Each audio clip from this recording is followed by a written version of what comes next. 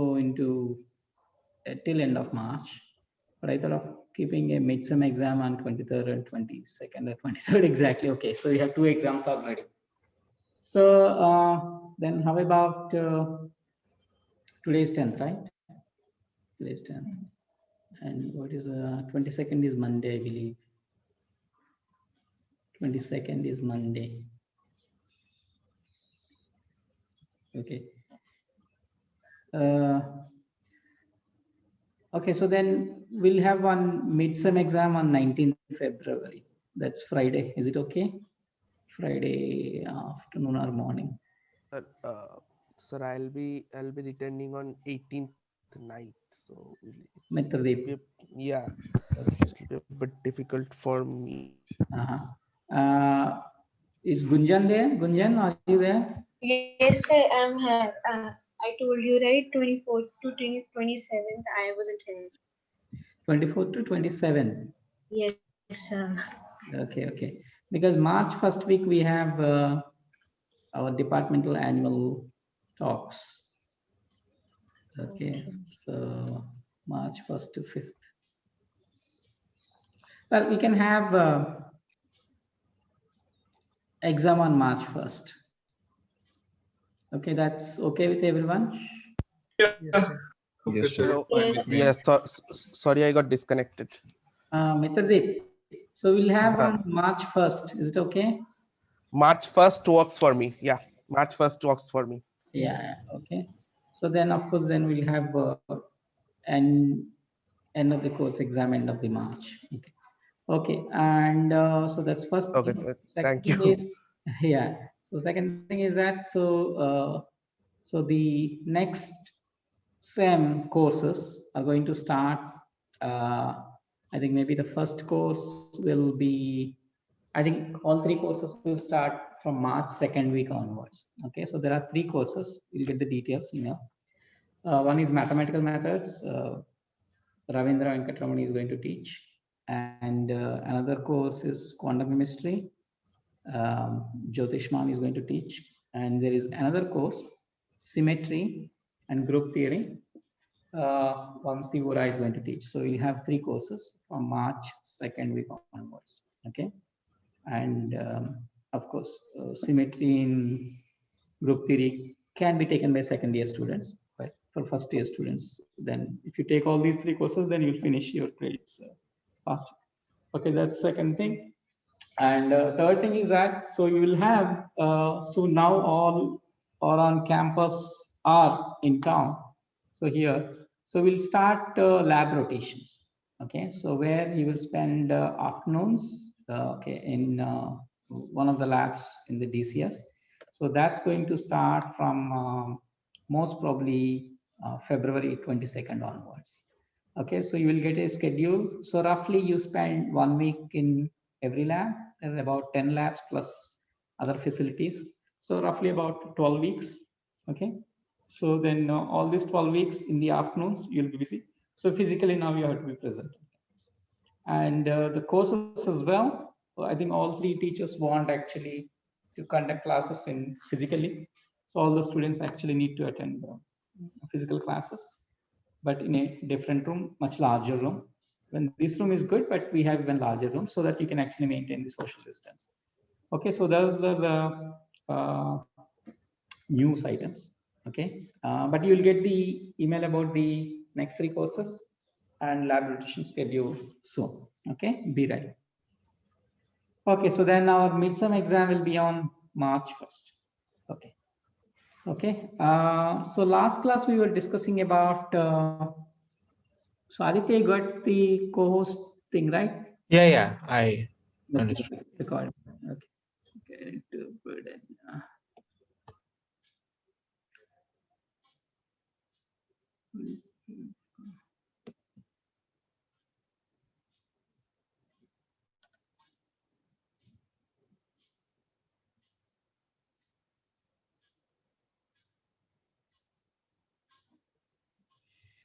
Okay. So last class we were discussing about a little bit of statistical mechanics treatment to simpler systems like N-butane, right? So where we are talking about what are the possible stable states for N-butane, like trans and gauche, and how to actually write the partition function, and then how to actually extend that to polymer of, let's say, butane. That's basically polyethylene. So it's simply a product of partition functions of, for example, like monomer CH2, right?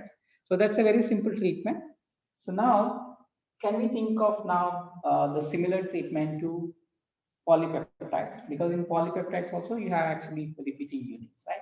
If you take the backbone, so backbone actually repeats like a polymer of polypeptide bond, right? But side chains are actually what make proteins or peptides different. That's the variety, like 20 amino acids, right? And also we talked about the secondary structural elements like different types of helices, like alpha helix, 310 helix, pi helix, okay, 210 helix, and different types of beta sheets, and little bit more variety, okay, and as well as a random coil, okay. So the interesting thing about helices is that, so we know exactly the what kind of stabilization and how the stabilization actually come into picture. So that's mainly because of the hydrogen bond, right? Okay.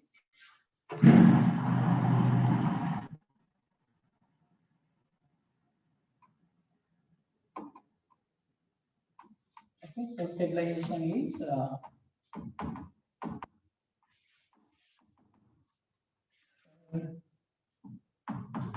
due to H bond.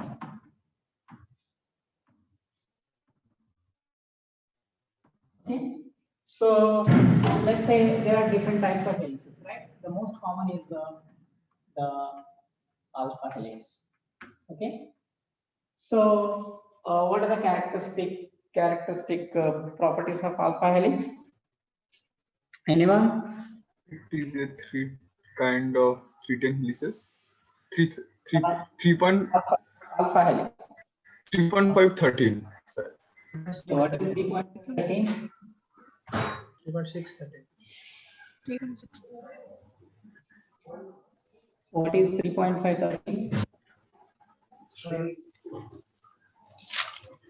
3.6 the number of residues per ton, and 13, there should be a 13 atoms per atoms, yeah.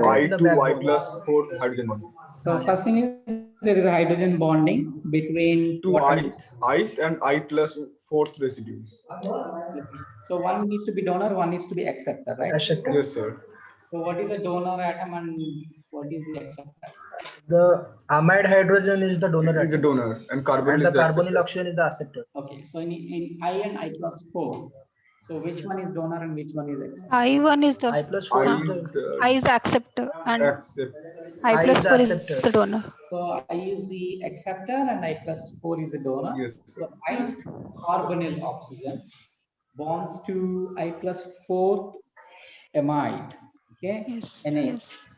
Okay, there is a hydrogen bond. So that's basically if you count, there are exactly 13 atoms, right? And so if I say that if I give you exactly the sequence of amino acids, and then if I say that this entire stretch of amino acids forms the alpha helix, you can really pinpoint, okay, the hydrogen bonding between all partners in that helix, right? Okay, so that's a good thing about helices. You can really predict if you know that it forms helix, so you know exactly what are the structural properties, okay? And so if you see, interestingly, in these helices, okay, so you have actually hydrogen bond coming from, let's say, okay, so these residues, okay, okay, these residues, so on and so forth, right? Okay, so like that, right? And very often it's not that alpha helix typically form from one end to the other end, and typically these are parts of large proteins. Okay, so means that you will have, in addition to, let's say, alpha helix, you will have other secondary structural elements. For example, like other alpha helix or other helices, other beta structures and whatnot, in addition to random coils as well as the loops, right? So more often, so your helix actually ends okay, on either side. Typically, elements either turns or completely unstructured elements called, let's say, random coil. Okay, are followed by some other elements. Okay, but we will do in next two classes, this class and the next class, basically how the statistical treatment of n-butane or polyethylene, what we learn, how to apply to this system. Okay. So what are the common things between this and polyethylene? Okay, so both are actually polymers. So in which you need to really know, if you know the partition function of the monomer, then if you assume some properties, if it is exactly identical polymer of monomers, so then the partition function of the entire molecule for a given configuration, or all the configurations, is a product of individual things. Okay, so let's say if we assume that, let's say, given residue, okay, so forms is part of an helix, means that okay, what are the other properties actually we can attribute to alpha helix? One is basically connectivity. So what are the other structural properties which we can attribute to alpha helix? Right-handedness. Sorry, Right-handedness. right-handedness, but the entire helix is it? Okay, so what about the dihedrals? So do they have these residues? Okay, do they have certain restrictions on dihedral angles? Yes, Mm, they Yes. particularly exist in Ramachandran plot. So what are the symbols for the dihedral angles? Phi and Psi. psi. Phi and psi. Yeah, phi and psi, right? Okay. So what are the values of typical values of phi and psi? Which Minus 60, minus 40. okay. So roughly about minus 60. Okay, and phi. Minus 40. Okay. So typically, let's say minus 40. So basically, if you see the Ramachandran plot, phi and psi, so they are typically somewhere here. Okay.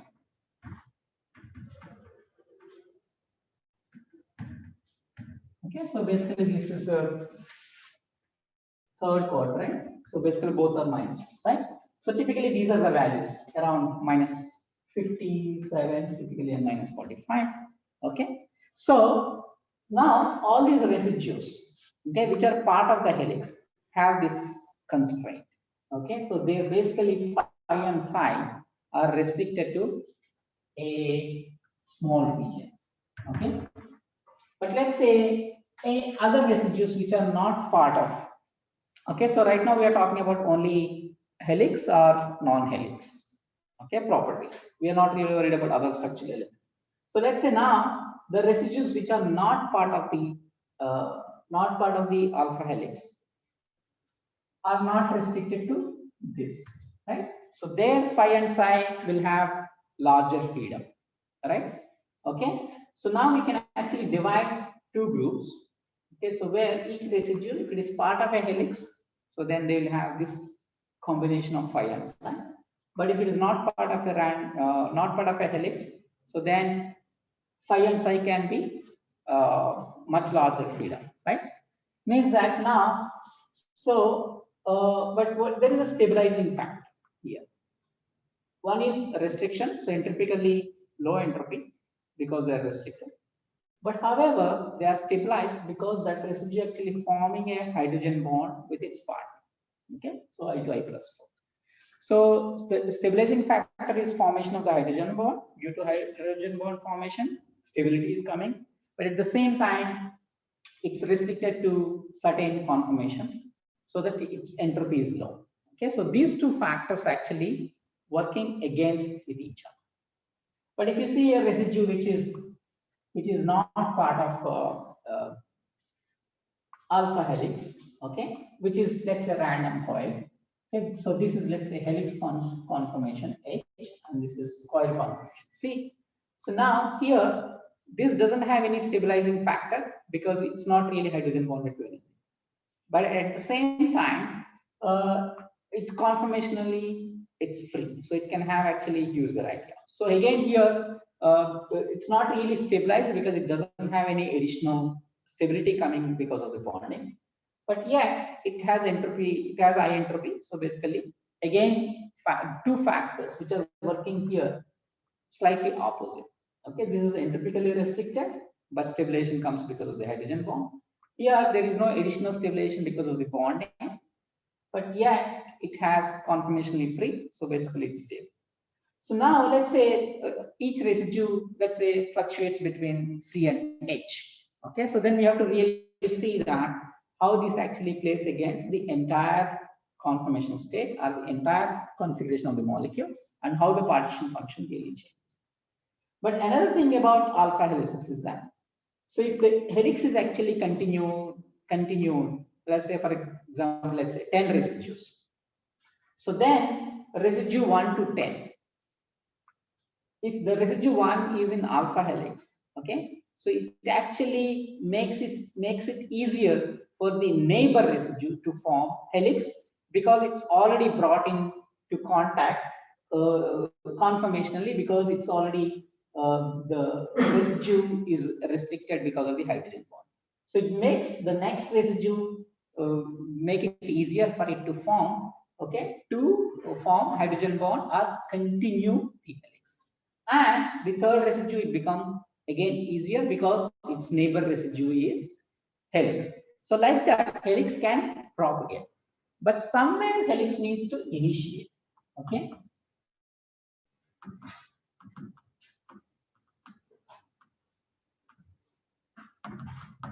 So let's say now we are imagining the same peptide in completely random coil, but suddenly one residue need to form a helix.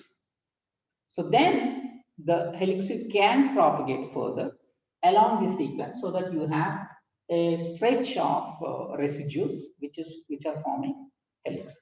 So the kind of the first initiation, okay, or initiation of the helix is basically kind of event which requires, okay, conformational flexibility to make this pair of residues to form. Okay, so that takes time.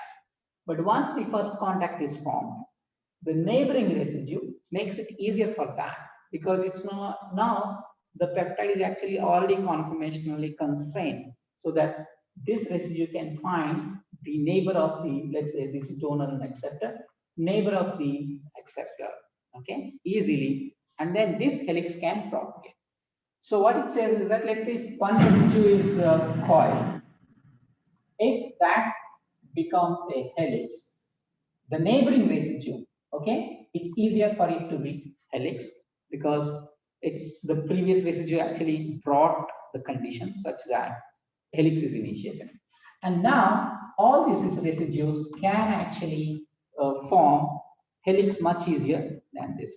But this is a kind of initiation or the nucleation, which takes more time than the propagation. So initiation and then propagation or continuation, propagation or continuation. Okay, so now, so just like in the N-butane case where there are energy states, right? So trans, gauche, etc. And then the molecules can be in these two states depending on the energy difference. It's the same thing here too. So the residue can be in coil or helix depending on how much stabilization the when the residue is converted into helix comes into. So that will actually play. But let's say if you have a right sequence, okay, which forms, which is, for example, like polyalanine, which is known to form alpha helices very easily, but not the polyglycine because it's too flexible. But polyalanine actually can form nice alpha helical structures. But for that kind of molecules, so we can really think of now let's say if a residue randomly switch to helix, then the propagation will be easier. Okay. Yeah, so why in every case nucleation is somehow energetically not that probable or not that easy to form? This No. nucleation thing. Well, so for example, this thing, okay, I and I plus 4. So they have their own phi and psi. Okay, but the thing is that first thing they need to be brought in close proximity. That's the limiting factor. First, distance by diffusion, that takes time. Second, even if the distance is right, their dihedrals also need to switch. Okay, for that, when these two properties occur, then only the hydrogen bond is formed. That brings immediate stabilization. Okay, so that makes for the next residue search is much shorter in time. Okay, but the moment you have few residues which form, the helix itself is stable. It lasts longer, and then it can actually continue. So in this case, the initial part of nucleation, I mean, when the initiation starts, means that adjusting of the phi psi in a particular. Yes, phi psi and also distance. Okay, of course, in the end, that phi psi of all the residues will make the end-to-end distance of the molecule change, or the distance between a pair of residues switch. Okay, so for example, now you can really think, apply all your freely jointed chain theory here. For example, like what roughly, let's say, what fraction of time these two residues will be in this distance. Okay, or for any pair, okay, any I plus 4 pair. Okay, so in the entire polypeptide chain, if it forms, they can form helix. So that brings to the point that if you have a sequence, okay, so randomly any residue can turn. Okay, so it doesn't have to be one terminus or the other, but it can be anywhere in between. So the moment it turns, then it's easier for the neighbors to follow. Okay, so now for the treatment, we will think about residues, two states. Okay, one is coil, means that it can have any phi and psi, and the helix, so where phi and psi are restricted. So you have actually two states. The residues are actually switching between C and H. Okay, that's the first thing. And so now this is analogous to trans and gauche of polyethylene, right? Okay, so in the polyethylene, so we haven't really assumed, okay, so we assumed it's basically multiplication of monomer, okay, same property repeated, but we haven't really assumed any bonding or the stabilization factors. So here, this stabilization factor is actually one additional thing, okay, which we need to apply to whatever we apply to polyethylene. That's something new. Sir, I have a question. So, sir, when the conformation switches between that random coil and helix, so is there an equilibrium which is maintained in between them, or it is a irreversible one? Okay, so let's say if a coil is turned to helix, okay, that residue, but somehow did not really propagate, okay, so then it can actually go back to coil, right?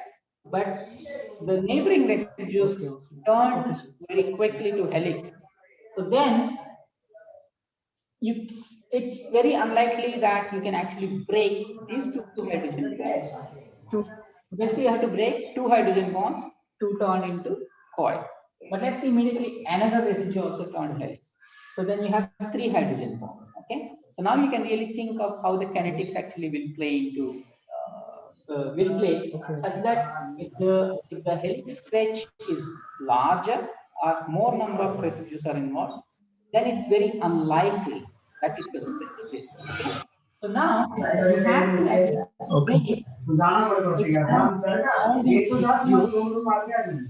okay, can someone whose audio is this? Can someone mute?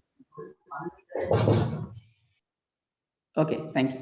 Okay, so you have to break all the hydrogen bonds simultaneously.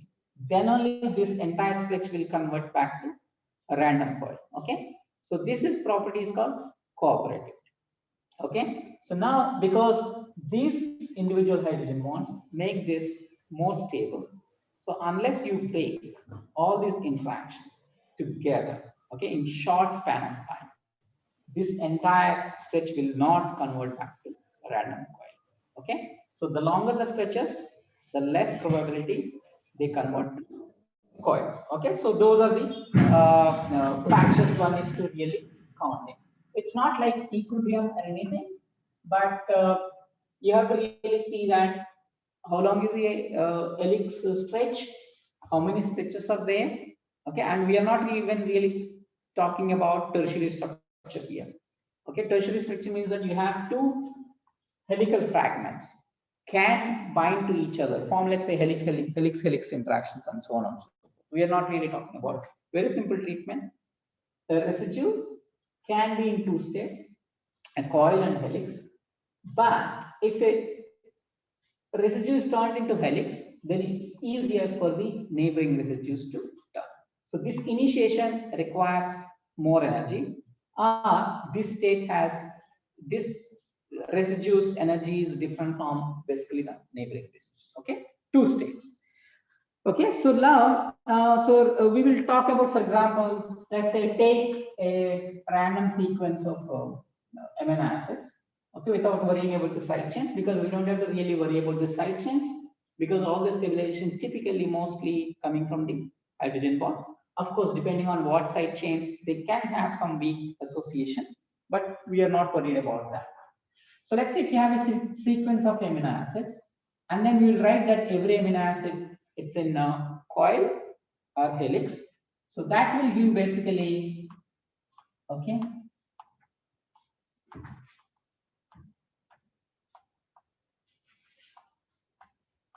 Okay, so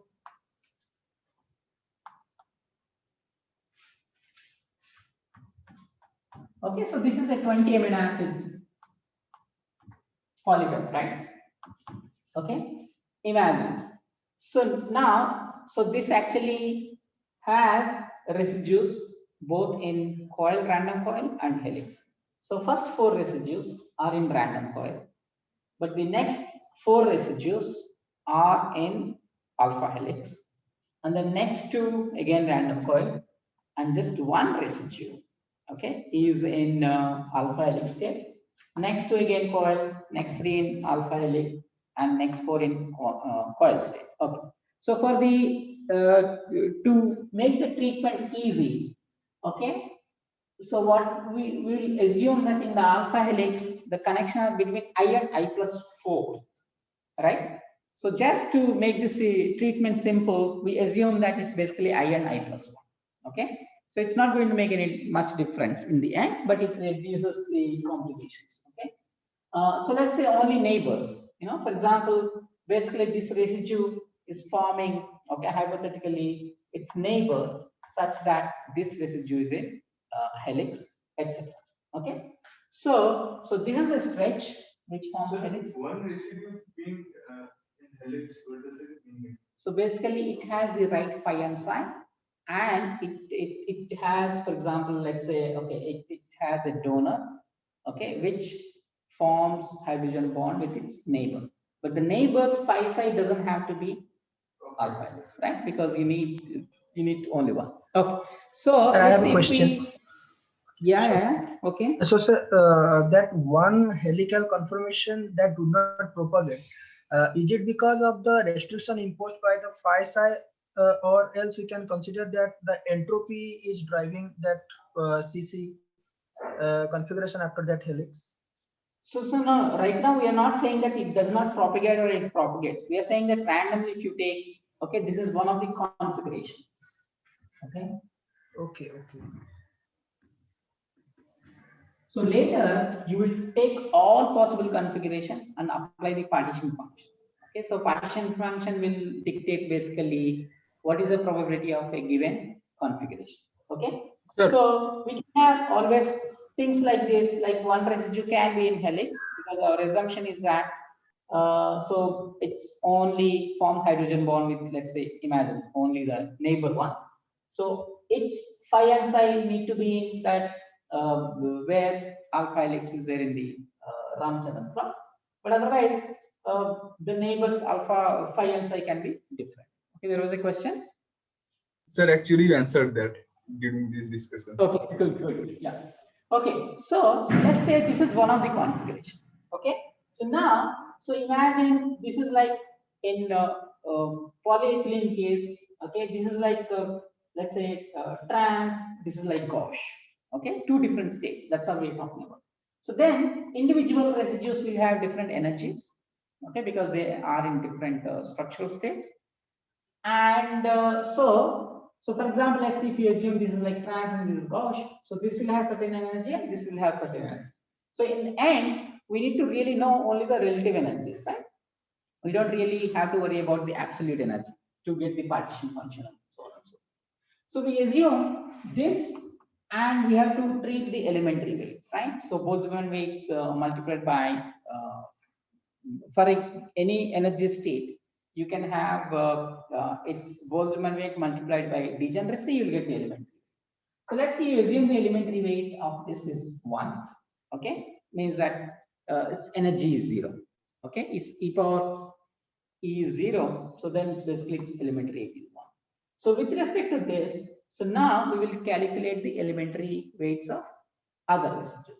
So all the C's are identical to each other. So there's elementary 8s are 1 are basically e power 0 by k we are talking about. Okay. E is, Sir, what about the degeneracy here? Because what about the degree of degeneracy W here? It is the 4 residues are forming a coil.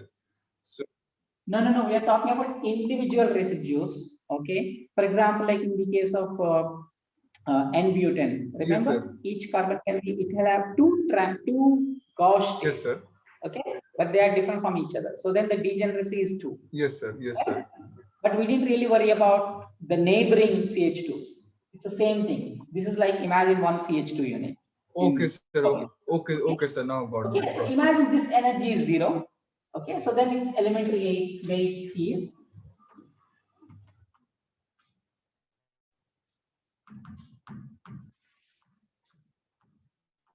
okay. So now only with respect to this energy we have to calculate. Okay. So now, so we treat. So what is the second type of residue here? Only C and H, right? Okay. So now, so if you see any H by on either H, so these two are identical to each other. Okay, because they are flanked by helical residues. But if you see this residue is flanked by a helical residue on this side and a random coil this side. And same thing here. This H is different. Okay, but if you see, and same thing here, this H is actually different by these two residues. So two properties, the initiation. Okay, so the first residue which switches, for example, let's say C to H, which require additional property that the neighboring residue need to come into proximity to form helix, right? So there is actually conformationally it requires more than this residue because this residue is already in helix. For this, it makes it easier life, right? Because it's already distance, the neighboring residue is in proximity. So in that sense, the first helix forming residue are the initiation is different from the other helical forming residues. Okay, so this one we have to treat slightly differently because this requires a lot more conformational flexibility to come into play than for these residues. Okay, but after that, this is a random one, it doesn't really matter. Okay, so now we have to treat in all helical stretches the first residue differently than everything else. So basically, so this H and this residue and this residue are unique in the sense that where the helix is actually initiated. Okay, so they actually do hard work to initiate the helix, but subsequent residues, if they are in helical stretches, for them it's actually life is easier. Of course, there is no residue here for the neighbor, so you don't have to worry. And these two again are lucky that the first one actually initiated. So within the helical Sir, state, a small question, sir. who is this? Sir, it's Sanjeev, sir. Who is speaking? Sanjeev, am I audible, sir? Sir, Yeah. I just want to know that there is a inertia during Inertia. that initiation step Yes. when the seed is going to so, and there is also an inertia as the chain terminates. So how these two are relatable? Isn't that they both cancel each You're other, talking about or the is end there of any the chain. relationship? Are you talking about the end of the chain? No, sir. I have even started that CH, and then Okay. again H, then again H. Which He is talking about switch, then coil to helix Ah, and okay. helix to coil. Okay. So let's say if there is a switch, okay, switch between let's say coil to helix or helix to coil. Could you repeat then? Yeah. Okay. Yeah, exactly, sir. I lost my connection. So I'm saying that there is an initiation the coil to helix, and there is a termination from helix to coil. So both, I can see that there is an inertia during the initiation step, and will be an inertia. I'm assuming that during the termination step. So how they both are relatable? Are they both relatable, or means in terms of energy or any? No, energy it will be different. That's what I'm saying. So whenever let's say a residue which is in coil needs to convert to Yeah. helix. Okay. To convert to helix, so it needs its phi and psi are restricted. Okay. Basically, then it's conformationally less. Yes, sir. Okay, it needs to get that.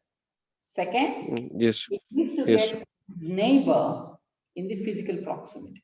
Okay, there are two factors which are important, right? Both have to really work together.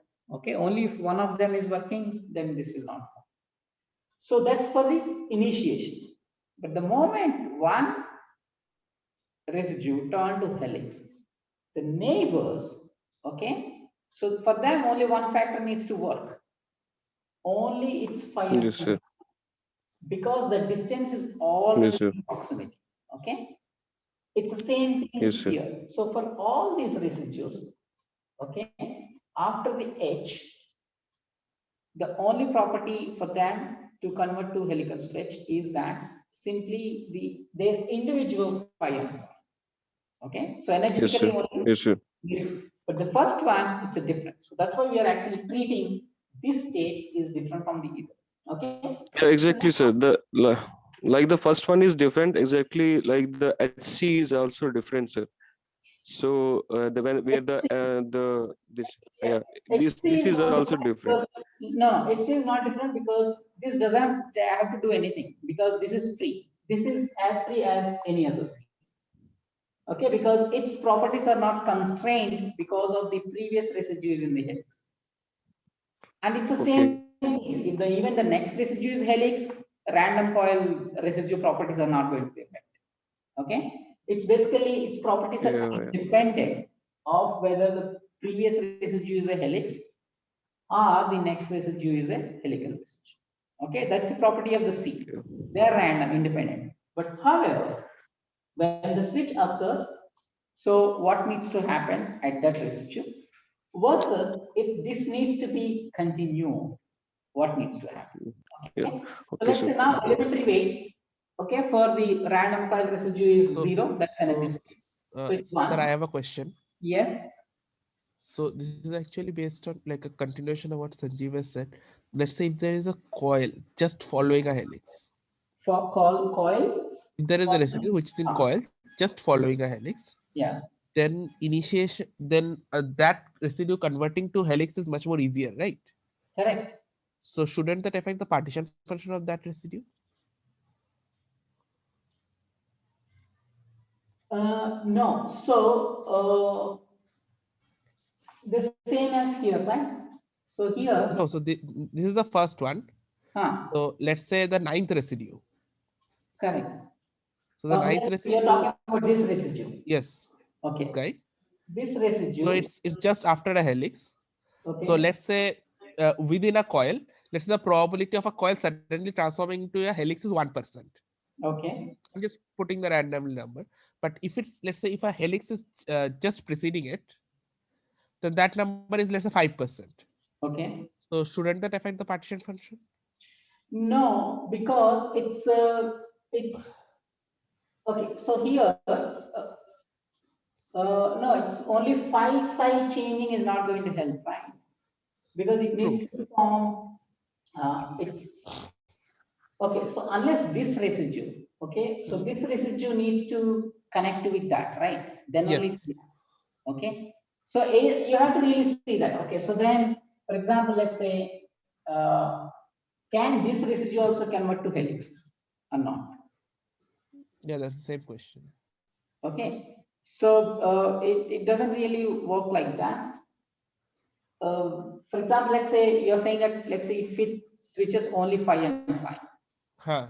Okay. Can that be a helix continuation? Yes. Okay. So you want to treat these C's also separately. Yeah, so that should they be treated separately?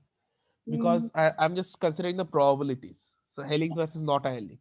So, okay, so two questions we need to really separate. Okay.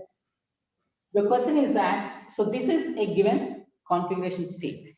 Is that in this polypeptide chain, based on, let's say, phi sign, okay, and hydrogen quantity, we classified that each residue is in random coil or helix. That's all.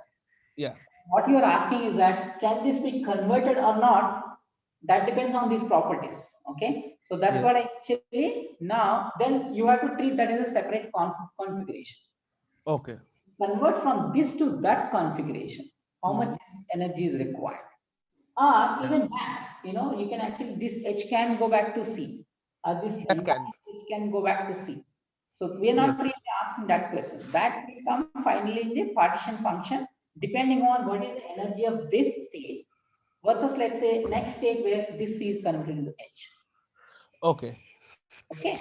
So that will come from the partition function. So we are not really talking about whether this is readily converted into H or not, or this is readily, or vice versa. Okay. We're talking about one state. Okay. And classify its individual residues energy states so that we can actually write elementary weight of individual residues. And just like in the case of polyethylene, it's a product of the partition functions of all these things, Q power n. So here also we can actually do the same. So now we need to know the elementary weights of individual residues. That's all. C's, we know it's 1. Okay, because all C's are identical to each other. But this H means the energy state of this is different from the energy state of the neighbors because this is initiated, so it has certain restrictions. So it needs to maintain that. So it's not only initiated plus continued. Okay, so this elementary weight, okay, so for example, let's say one of the restriction is phi and psi. Any residue which is with H, okay, means that this phi psi n is restricted. So let's call its elementary weight is S. Okay, S means that residues phi and psi is restricted, and also it forms actually hydrogen bond. Okay, but however, the first residue, it has another job to do, is that it needs to maintain that helical character, because if it loses, then the propagation will have a problem. So because of this additional constraint, okay, so we need to add something more that. So that will have not only S, the properties of this residue, but it has additional responsibility because it initiated. That's basically initiation. We call it sigma. Okay. So So the partition function or the elementary weight for that is basically sigma multiplied by S, and any other H preceded by the initiated helix is S. Okay, so these are elementary weights. Means that they have energy terms, e power something, okay, whatever the energy is that, okay, multiplied by their degenerates.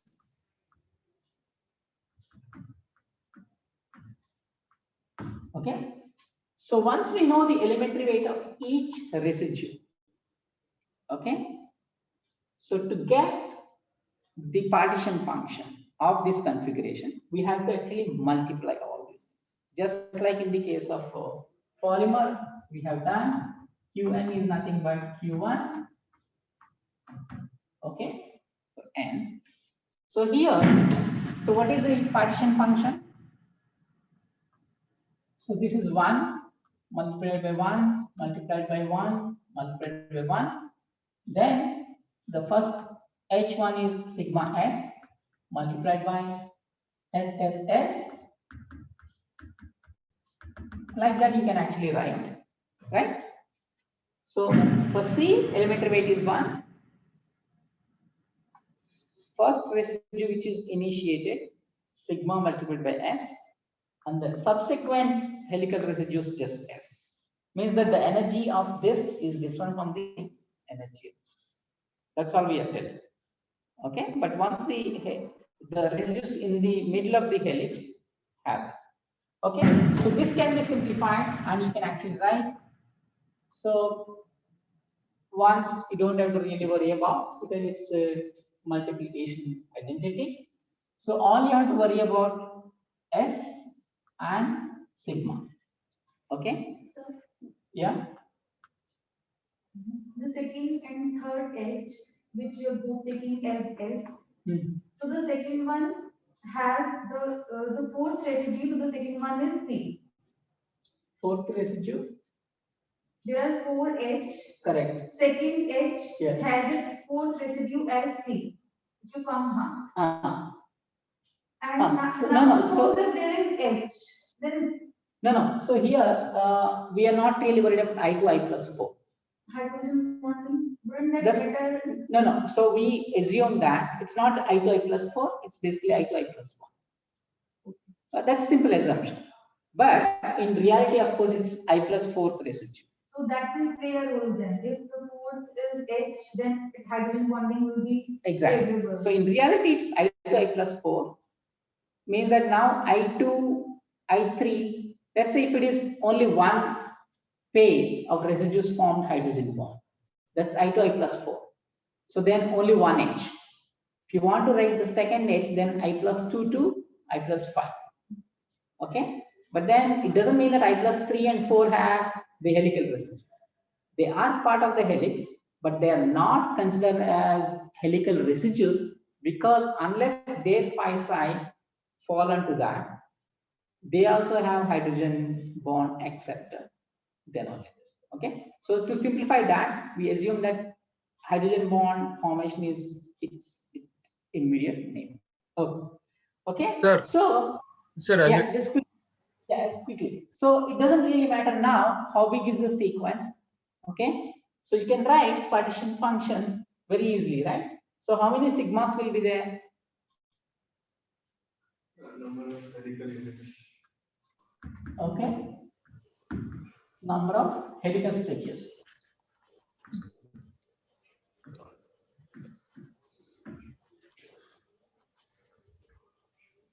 Right? Total number of helical stretches is nothing but sigma. How many S will be there?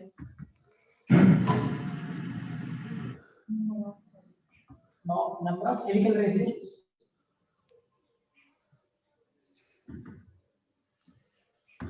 Right?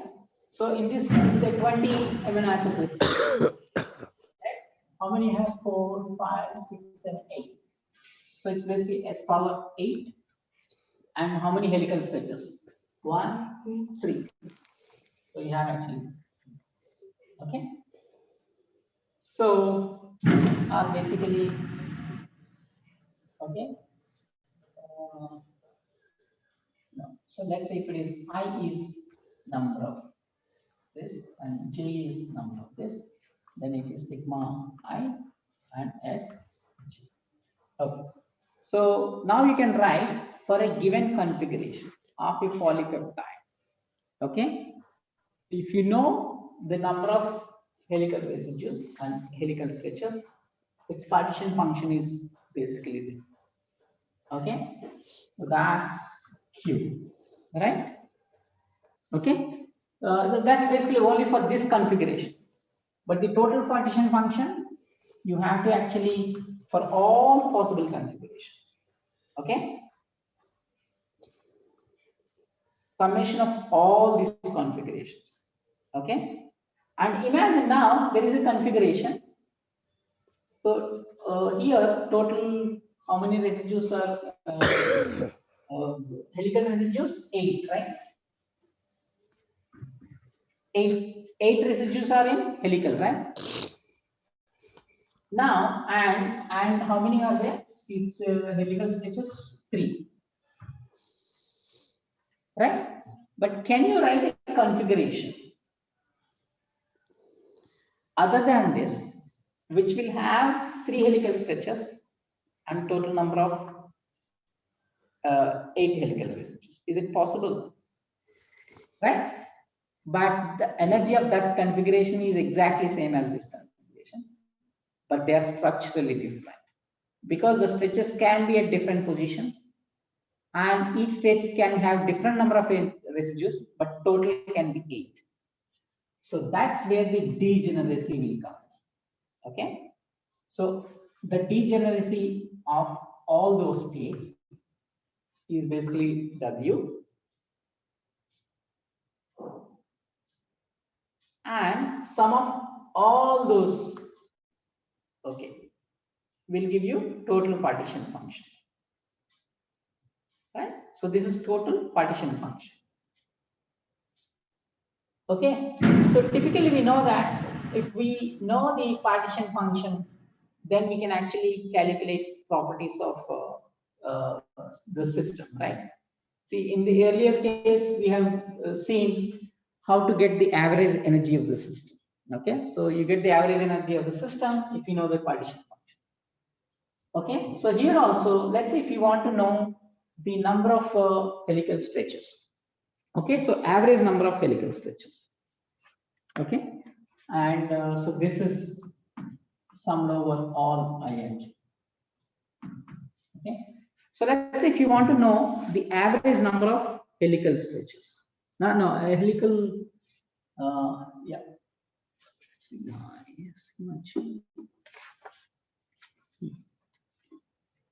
So let's say if you want to know the average number of residues, okay. So let's say in a given polypeptide, if you want to know the average number of residues which are in helical, because that's what actually in the end, that's what really matters, you know. So then how do we get? Okay, so this is nothing but, okay, so J multiplied by, okay, so Ij sigma S I J by sigma.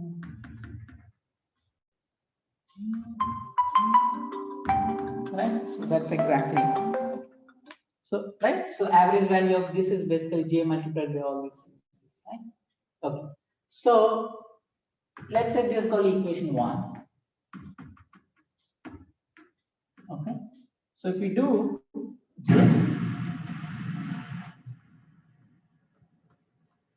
okay, with respect to S, what do we get?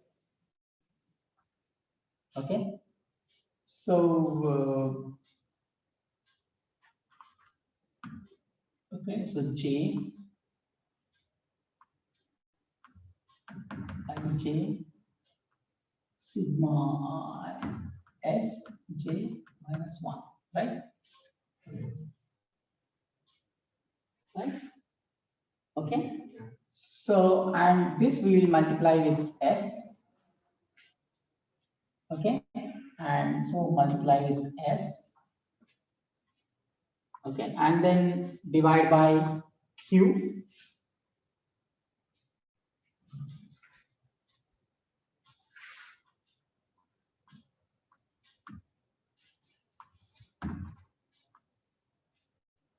Divide by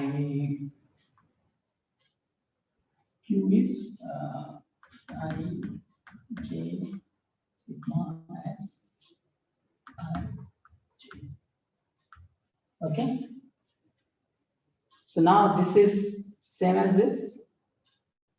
So basically S J minus 1 into S is Sj, and everything else is same.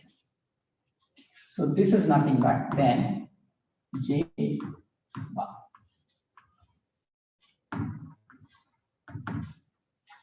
Right? So basically, average number of helical residues.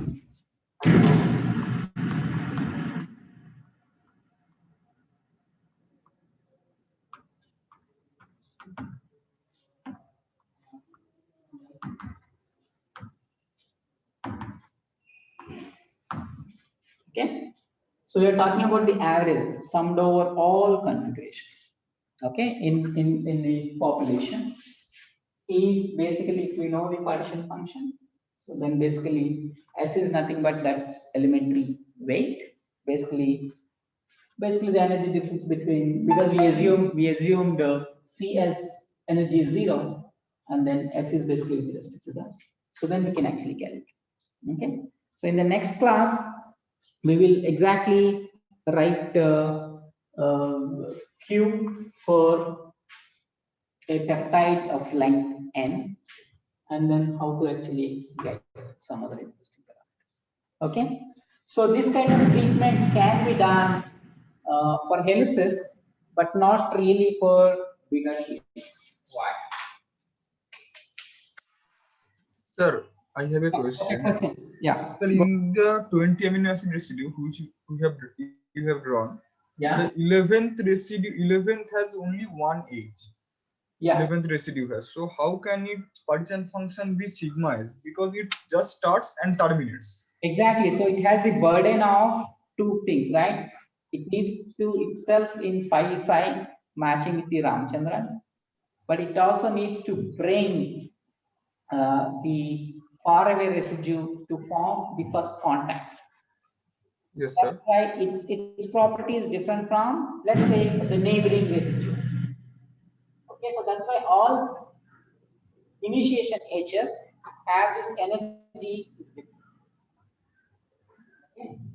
So for example, this one you're talking about, right? Yes, sir. Yes, sir. Yes, sir. One, okay, when it converted to, let's say, C to H, okay, did all the work exactly what this residue has done. Yes, sir. Residues haven't done that much. Yes, So sir.